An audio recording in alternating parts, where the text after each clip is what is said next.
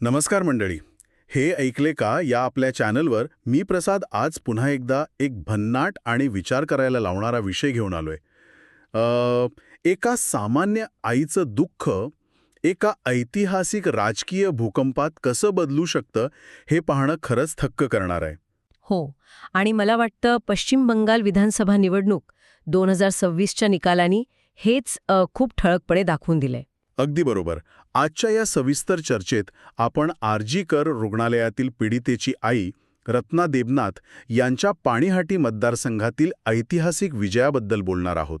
आणि हे सगळं आपण ANI, टेलिग्राफ आणि इतर ताज्या बातम्यांच्या आधारे डिकोड करणार आहोत. नक्कीच. आणि एक गोष्ट सुरुवातीलाच स्पष्ट करायला हवी की आपण कोणत्याही राजकीय बाजूने बोलत नाहीये.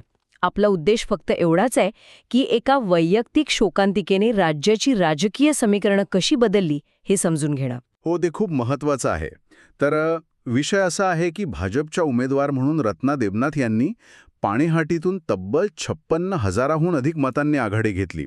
म्हणजे विचार केल्यास लक्षात येते की TMCची गेल्या 15 वर्षांची एका हाती सत्ता त्यांनी अक्षरशः मोडीत काढली आहे.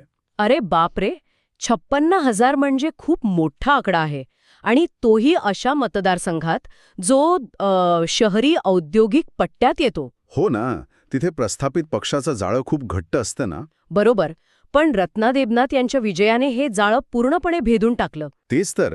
म्हणजे हा विजय असा आहे की जसं एका शांत वादळाने 15 वर्ष जुनं वटवृक्ष मुळासकट उपटून काढावं. पण मला इथे एक प्रश्न पडतोय. कोणता? म्हणजे कोणतीही राजकीय पार्श्वभूमी नसलेल्या एका शोकाकुल आईने या पट्ट्यात मतदारांचा एवढा मोठा कल कसा काय बदलला असेल? याचं मुख्य कारण म्हणजे ही निवडणूक दीदी विरुद्ध मोदी अशी राहिलीच नाही. ती थेट नागरिक विरुद्ध व्यवस्था म्हणजे सिस्टीम अशी बनली. अच्छा, म्हणजे फोकस पूर्णपणे बदलला. हो ना. रत्ना यांच्या मोहिमेमुळे हा फक्त एक स्थानिक गुन्ह्याचा विषय राहिला नाही, तर तो महिलांच्या सुरक्षेवरील जनमत बनला. बरोबर. आणि त्यांची मोहीम खरंच खूप वैयक्तिक होती. म्हणजे त्यांचं ते वाक्य की माझ्या मुलीसोबत जे झालं ते कोणाच्याही बाबतीत घडू शकतं, हे वाक्य थेट घराघरात पोचलं. आणि फक्त तेवढंच नाही, मुख्यमंत्री आणि आरोग्यमंत्री ममता बॅनर्जी यांनी जे म्हटलं होतं ना की महिलांनी नाईट शिफ्ट टाळावी. हो, आठवतंय मला. खूप वाद झाला होता त्यावर. अगदी. तर त्यावर रत्ना यांनी जी थेट आणि सडेतोड टीका केली त्याने लोकांना खूप मोठा आधार दिला. नक्कीच. आणि पंतप्रधान मोदींनीही निवडणूक प्रचारात रत्ना देबनाथ यांचा हात हातात घेऊन त्यांच्या दुःखाप्रती सहानुभूती दाखवली होती. त्याचाही एक मोठा भावनिक इम्पॅक्ट पडला असेल. अगदी बरोबर. पण इथे एक गोष्ट लक्षात घेण्यासारखी आहे. लोकांचा हा पाठिंबा पारंपरिक राजकारणासाठी नव्हता, तर तो न्यायासाठी दिलेला कौल होता. मतदारांनी एका राजकारणाला नाही, तर न्यायिक उत्तरदायित्वाला मतदान केलंय. राजकारणी नाही, तर एक प्रतिवाद करणारी आई राहायचे. पण सत्तेच्या राजकारणात राहून हे कसं शक्य आहे? म्हणजे बघा, उद्या रस्त्यावरचे दिवे गेले किंवा पाण्याची मोठी समस्या आली तर लोक त्यांच्याकडे राजकारणी म्हणूनच बघतील ना. एक्झॅक्टली. मग तिथे एका प्रतिवाद करणाऱ्या आईची भूमिका कशी टिकेल? हा भावनिक न्याय खरोखरच 5 वर्षांचा कार्यकाळ टिकवू शकतो का? हा खूपच कळीचा मुद्दा आहे.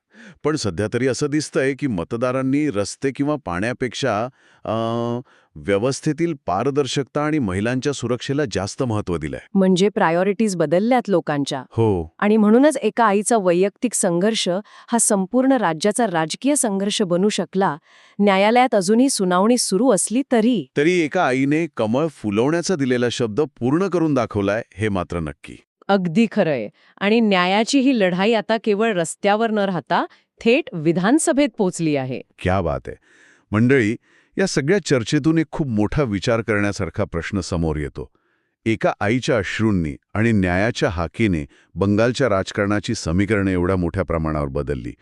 जर अशी वैयक्तिक शोकांतिका आणि न्यायाची भावनिक हाक राजकीय बदलांचं मुख्य कारण बनू लागली, तर भविष्यातील निवडणुकांचं स्वरूपच बदलेल. तेच ना. तर भविष्यातील निवडणुका पारंपरिक विकासाच्या मुद्द्यांऐवजी केवळ भावनिक न्यायावरच लढल्या जातील का, हा प्रश्न नक्कीच विचार करायला लावणारा आहे. आजच्या या सविस्तर चर्चेत आपण इथेच थांबूया.